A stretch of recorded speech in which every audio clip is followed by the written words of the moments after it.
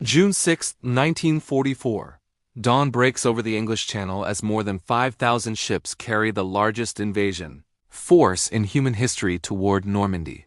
Waves crash, engines rumble, and tens of thousands of soldiers brace for the unknown. But this time, something impossible cuts through the mist. Sleek, silent, unlike anything the Allies or Axis have ever seen.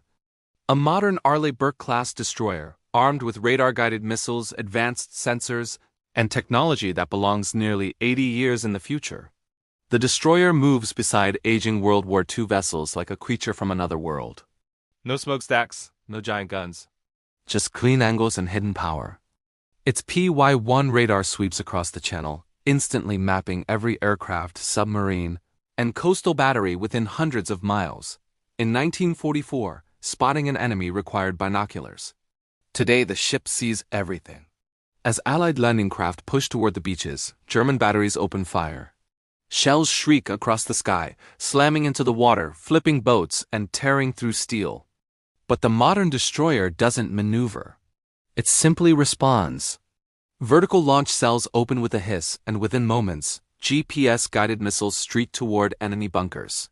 They travel low, fast, and precise, weaving over hills before striking with unbelievable accuracy. A bunker that would normally take hours of bombardment disappears in a single blast. German soldiers stare in confusion as explosions hit from angles that artillery cannot reach. Their rangefinders and spotters cannot track the incoming fire. The destroyer's guided rounds land within meters of their targets, breaking open trenches, silencing machine gun nests, and clearing paths for Allied troops before they even reach the shore. But the Germans are not finished.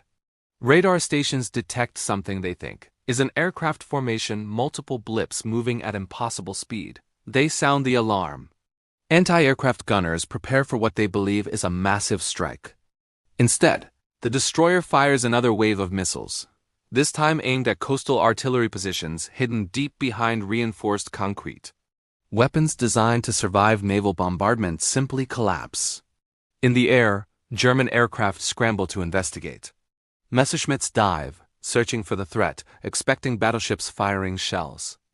But one look at the destroyer's Aegis system changes everything. It tracks each aircraft instantly, calculates their trajectories, and fires SM-2 missiles faster than pilots can react. Planes vanish mid-dive, leaving smoke trails spiraling into the ocean. For the Luftwaffe, it is a nightmare. They never get close.